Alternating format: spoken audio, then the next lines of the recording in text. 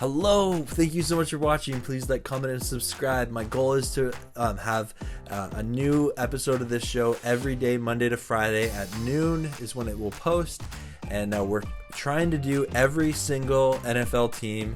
So please, if you see your team on screen right now, we do not yet have a fan representative for these teams. If you don't see your team, that means your episode is coming up soon. So subscribe and turn on the notifications to make sure that you catch every episode. They're going to be a blast. They were fun to film so far. I'm looking forward to adventuring through all 32 teams. And without further ado, let's get on to the video. Welcome in to MOOF, the show where we are looking for the most overly optimistic fan in the NFL. The schedule just got released this week. Lots of optimism in the NFL. And we have a goal to interview one fan from every team. This is episode 1, and we are so happy to have representing Dolphins fandoms. We're bringing in our fan, Chris. Welcome to the show. Thanks, Zach. Yeah. So, Chris, let's get right into it. But before we go game by game here, let me know, what are you excited about for the Dolphins coming into 2021? First thing I'm excited about is Tua actually had an off season this year. So last year he rehabbed his whole off season. He didn't get to work out, didn't get to do much.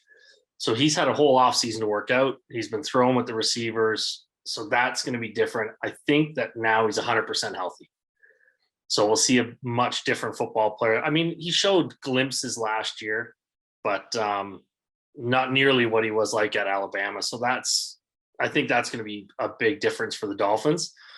The other thing, too, is with them bringing in Will Fuller and Jalen Waddle, they now have speed at the wide receiver position they never had before. Absolutely. Okay. Both those guys are fast, take top off of defense, command safety help, which disappointing part, no running back in the draft, especially Najee at 18. But looking at Gaskin from last year, he was on pace for 1,500 all-purpose yards before he got hurt. Right. So the question is, will those two wide receivers really open up the running game? And maybe he is decent enough where you don't need that stud running back and he can be serviceable. Offensive line, they had 3 rookies start last year in Jackson, Hunt, and Kinley. Hopefully all 3 of them make a big leap to year 2. And I'm quite intrigued with their pick, Eichenberg from Notre Dame. He was the left tackle there. He did not allow a sack in his last 33 games at Notre Dame. Okay, so you definitely have some pieces that to be optimistic for next season. So right now we're just going to go game by game. Tell me your honest opinions.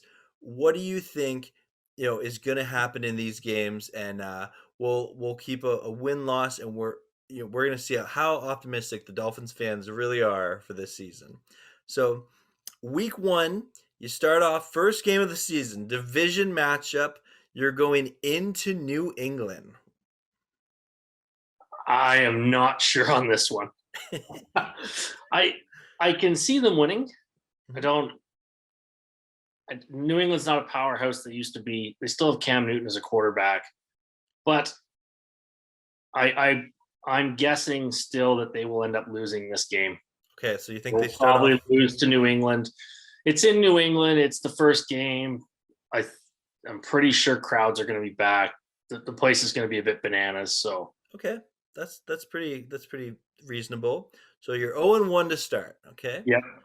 Then you are going back home, and you are hosting another division game right off the start. You are hosting the Buffalo Bills. 0-2 we will be. Okay. after week 17's dismantling last year against the Bills, they have to prove to me that they can beat them before I would even contemplate putting a W there for them. Okay. No, that's fair. So the Dolphins are 0-2 at this point, and then they go on the road to Las Vegas to play the Raiders. Yeah, that's their first win of the year. Okay. I don't have a lot of faith in the Raiders team, so I think they definitely win that game there. Okay, so you're 1-2.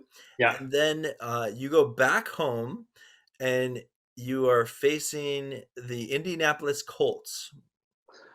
It's going to be a tough game. Indy's got a great defense as well, but the Dolphins have a good defense. I think the Dolphins win this one as well. Okay. Okay. So you're 2-2. Okay. So now you're at 500, and then you go not too far from Miami, but you're traveling to Tampa Bay, Florida, to take on the Buccaneers. And we're 2-3. They're going to lose to the Super Bowl champions. Okay, that's fair. But then you get to complete this little Florida road trip, where you go back to Miami and you are hosting the Jacksonville Jaguars. I think actually that's the England game. Oh, they're in England. Yeah, Okay. they're going to be in England. It's going to be Jacksonville's home game, I think, is actually what they did. But either way, the Dolphins are going to win that game. It doesn't matter where it's played. Okay. Doesn't matter where it's played. The Dolphins beat Jacksonville. That's funny. They take the two Florida teams and put them in London. Yeah. It's funny because Jacksonville and Miami are generally the teams that go to London. True. Yeah, that's fair. And then so after that London road trip, so now you're 3-3. So you think that so far we're at kind of a 500 here. Yeah. You go back home to Miami, and you are playing the Atlanta Falcons. The Dolphins will beat the Atlanta Falcons at home. Okay. Yeah. I like it. I like it. Kyle Pitts doesn't scare you at all? Yeah, he's scary. I wonder how he's going to translate to the NFL. Fair.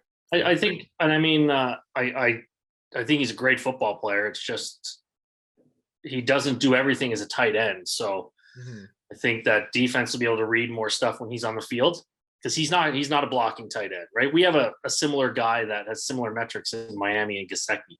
Right. So, and he can't block. So that when he's on the field, they're throwing the ball. So you beat them. You're above 500 now. Okay, we have you here at. Sorry, I lost track for a moment. You're 4-3. 4-3. Sorry, my mistake. Yeah, 4-3. So you're at 4-3, and you're going into Buffalo. It's not winter yet, but do you think they can beat Buffalo this time? No, I have them down for 2 losses against Buffalo this year. Okay. So you're 4-4, back to 500. Yeah. Okay. I can't believe I'm asking this question, but do you think they can beat the Houston Texans? Yeah, that should be a pretty easy win. Houston is a mess. Indeed. Okay, we're not going to dwell too much on that for our Texan viewers here. So you're above 500. You're 5-4 now, and then you are hosting the Baltimore Ravens. Oh, this is a primetime game on Thursday night. Yes, and we will be 5-5 because I don't think we ever beat Baltimore. Okay. Once, actually, I think they've beaten them once, and that was the year when we were tanking for luck as well and overtime win. But I think that was the only time. Okay, that's fair. And then you get to go and face your division rival, the New York Jets, in New York. That is going to be a win. Okay, so the Jets, yeah. Zach Wilson's going to have a rough year.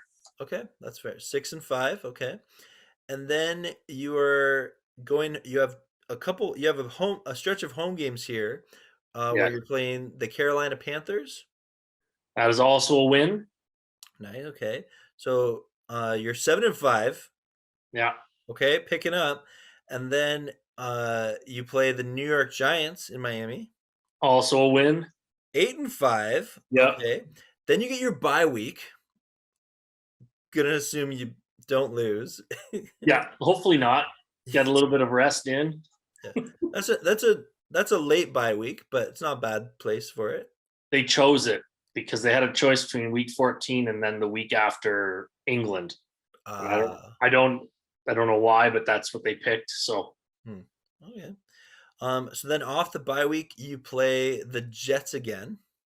Another win. Okay, so you're 9-5. Yeah.